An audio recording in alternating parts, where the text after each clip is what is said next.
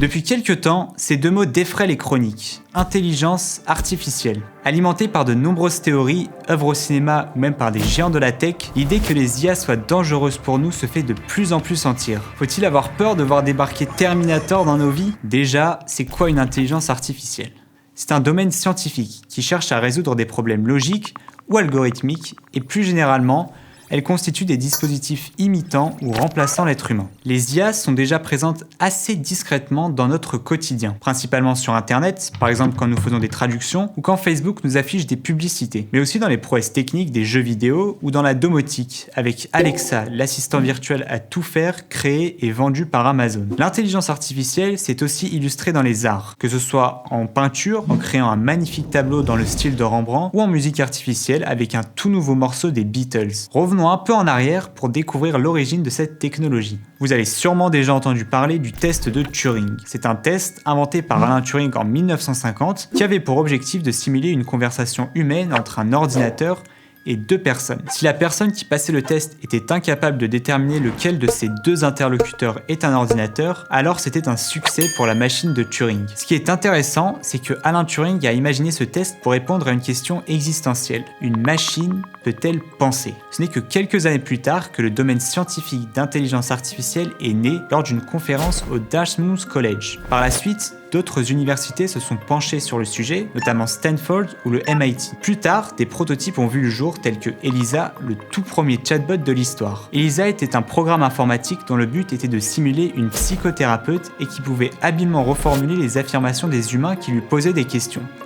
À s'y méprendre, on pourrait croire à une vraie conversation. Je suis malheureux. Pensez-vous que me parler vous aidera à ne plus être malheureux ? Cela peut paraître ridicule pour nous, mais à cette époque, Elisa a marqué les esprits. Certains des utilisateurs pensaient qu'Elisa était vraiment capable de les comprendre et qu'elle était douée d'intention. Du coup, certains ont eu l'impression de parler à un véritable être humain. Les scientifiques, surpris, décidèrent d'appeler ça l'effet Elisa. Bien des années plus tard, l'intelligence artificielle s'illustre encore mais dans un tout autre domaine, les échecs. En 1997, un ordinateur développé par la société IBM, Deep Blue, bat le meilleur joueur d'échecs, Garry Kasparov. Coup dur pour ce dernier qui avait un jour déclaré « L'ordinateur ne sera jamais plus fort que l'homme ». Deep Blue possède un avantage crucial. Il connaît de mémoire des centaines de milliers de parties des plus grands joueurs de l'histoire. À chaque coup, son processeur lui permet de faire des millions d'opérations pour trouver la meilleure stratégie. Presque 20 ans plus tard, en 2016, AlphaGo, une intelligence artificielle de Google,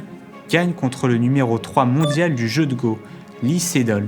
La rencontre fut éprouvante. Les deux champions reconnaîtront que les machines ont indéniablement des avantages psychologiques sur l'humain. Elles ne se déconcentrent pas, ne connaissent pas la pression et sont d'humeur égale.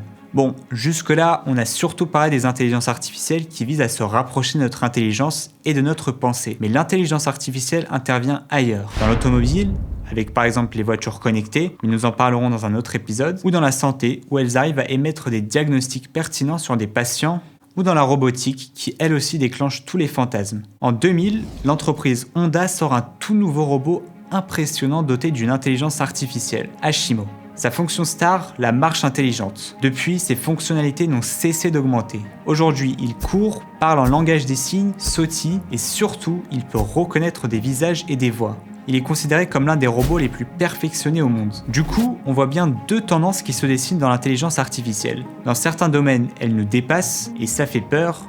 Ailleurs, elle nous ressemble et ça fait peur aussi. Certains transhumanistes affirment que dans les prochaines décennies, nous connaîtrons la singularité, un point de convergence où la machine dépassera l'homme.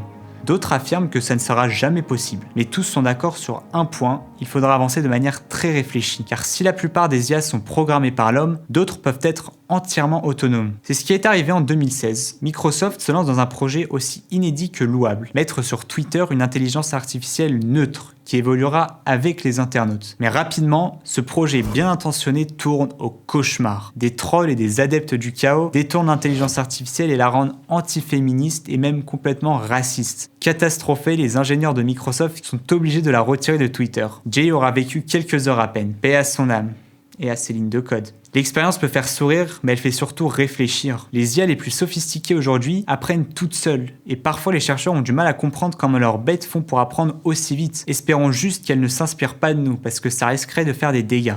Comme les intelligences artificielles ne vont pas le faire pour toi, n'hésite pas à t'abonner à la chaîne, à mettre un pouce bleu, à activer les notifications pour ne pas louper les prochaines vidéos et à commenter pour nous donner ton avis ou poser des questions. A plus dans le futur.